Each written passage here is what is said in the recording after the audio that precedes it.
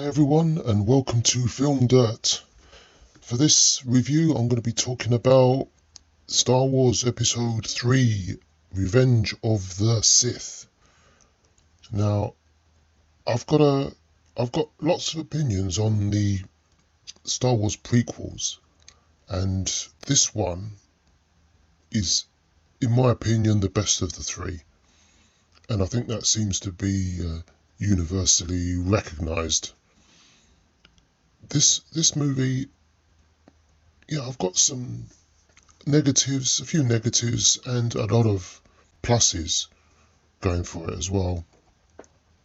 Now, I like to discuss movies with my friends, and that's part of the reason why I set up this channel, so that I could comment, and it's almost like getting things off my chest, because I'm a Star Wars fan, and a couple of the movies I wasn't too keen on, and I'll get to those as I come to review them.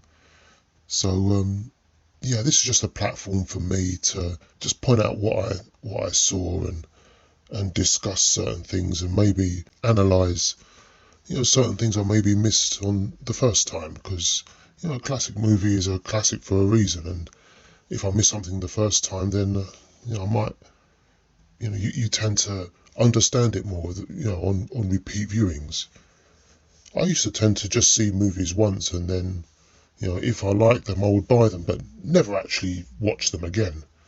But, revisiting classic movies, you get to see the little nuances, I think, and you can appreciate the craft of an actual filmmaker, rather than a conveyor belt, a processed, studio movie. Now, I think maybe the first two prequels came to me as a bit soulless, and I know it wasn't intended like that, because George Lucas is a filmmaker. I don't know, maybe he got a bit rusty over the years of not working, and but I think he pulls it together with this one. I mean, I think this movie is an incredible movie. It's a real return to form for Star Wars, and surpasses a lot of the sequel movies from Disney. But again, I'll come to that when I eventually get to review those movies. But this is a fantastic movie. I mean, the pluses definitely outweigh the negatives with this. So he's left himself a lot to tie up. There's been lots of threads set up in the first two films, and there's a lot to get through. But he does it. There's lots of action, and there's lots of exposition, and lots of instances where I'm pleased with the choices that George made here. Now, there is a problem with the visual effects. Now, as I said previously, I love visual effects, I love video games and world building, but large grand battles with lots of CG objects and soldiers, that just doesn't do anything for me. You can watch pretty images in front of your eyes, but it doesn't mean anything, and it just washes over me. I need to see real people still, and I know it's a craft. I know visual effects is still an artist's medium, and it's the craft of making things look real and interact with a real environment. But I don't think, up to this point, I don't think we had quite reached the photorealism of visual effects. I think we're almost there, and I think we are now. There's a lot of visual effects that you can't tell whether they're VFX or not. I mean, you obviously know, because you're probably looking at a giant beast, but environments and sand and water and fire and stuff like that, it just looks like it's actually there on the set. But here, I just think we were just off, and it just looked a little bit too plasticky.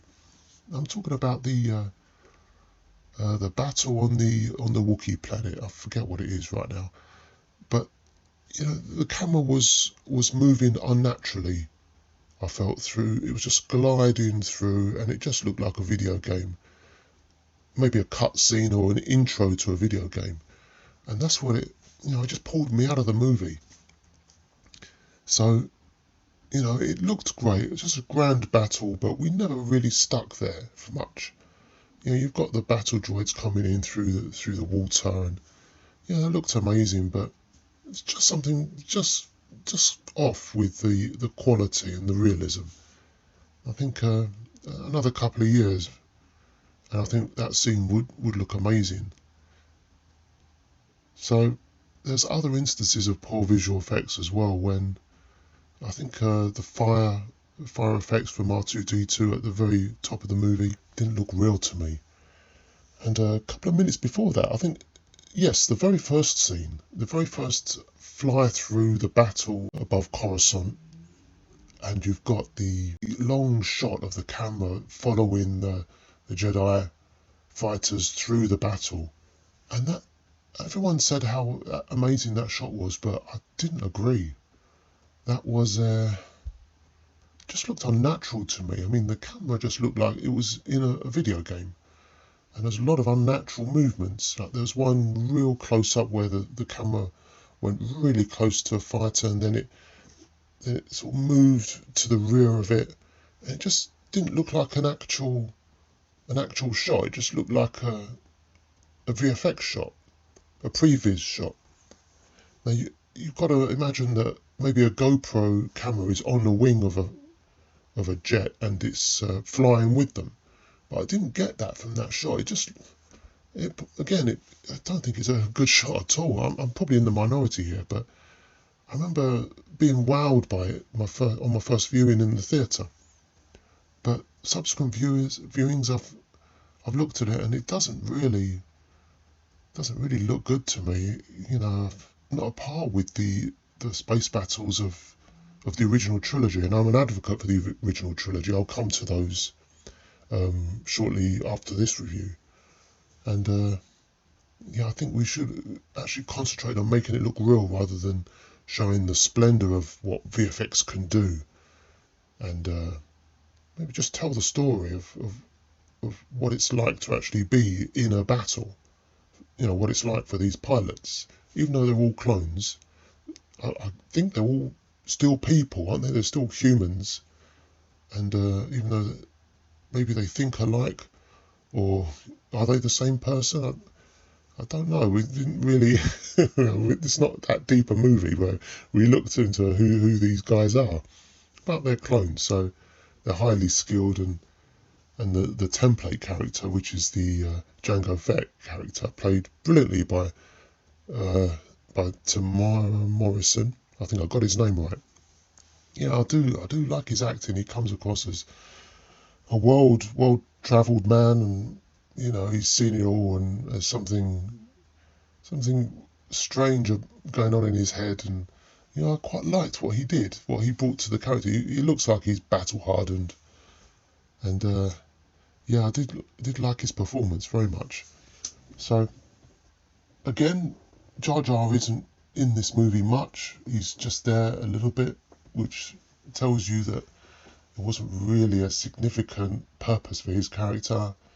He was just in Phantom Menace for comic relief, it seems, and I think we could have done without the character. Maybe have him as another different personality, one that's more useful. I mean, we've had silly aliens before and since that character, but I think it was just too much.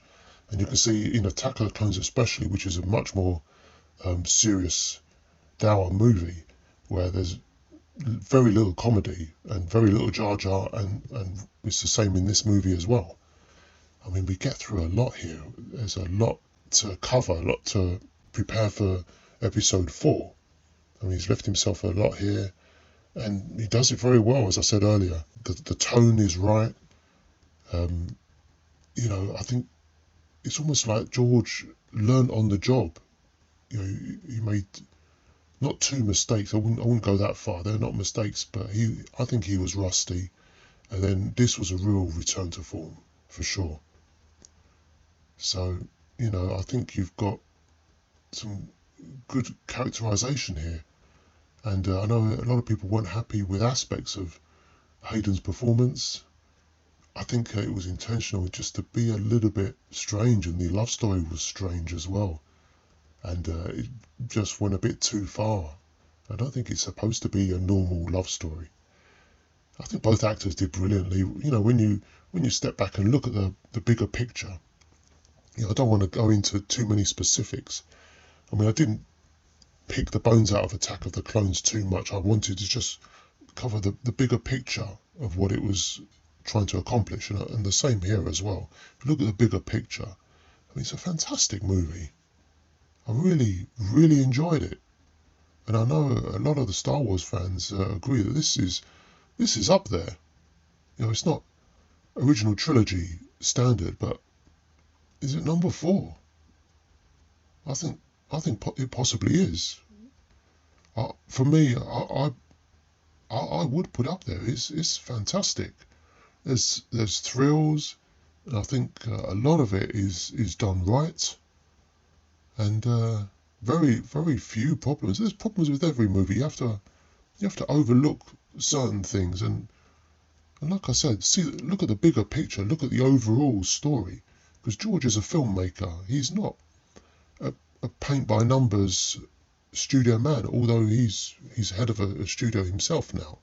Things are different for him. He's matured, and he hasn't directed for a long time.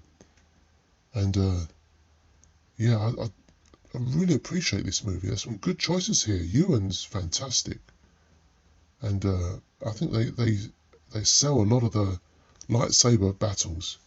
I think, you know, there's one or two instances where it just looks like they're swinging glow sticks.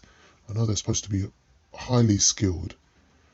You know, Jedi's at the peak of their abilities. They're masters now. They're not Padawans, they're masters. But I think there could have been a little bit more of a room for error. You know, that they're still masters, but they still make mistakes. And at times it just looks like they're going through pre-choreographed moves. Like I said, I'm nitpicking here. You know, I can overlook certain poor VFX and poor lightsaber fights, and just really appreciate this movie. I mean, you could watch it with the kids, and everyone will be entertained. You know, you'd stop and you'd sit down and watch it if it was on TV. It's one of those. So, yeah, a really, really huge return to form for George, and it's a shame that he felt like retiring after this. I believe he didn't make another film. I don't think he did. Maybe produced Red Tails. I don't know what happened, or I can't think of the timeline of what happened at this point. But it's, you know, he should have carried on, or maybe produced more. But you know, he feels that he's done everything he needs to, and he needs to live the rest of his life. Fair play to George Lucas. He did what he intended to do here, and finished with aplomb. So for me, this is a fantastic movie. It's 5 stars for sure. You know, no question.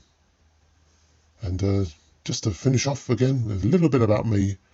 I'm not affiliated, nor do I receive any bonuses from any of the studios. All my reviews are my own opinions, and I am quite blunt, and I set up this channel just to be able to vent my opinions on what I think others have overlooked. So I'll see you for another review very soon. It was good talking to you. Take care.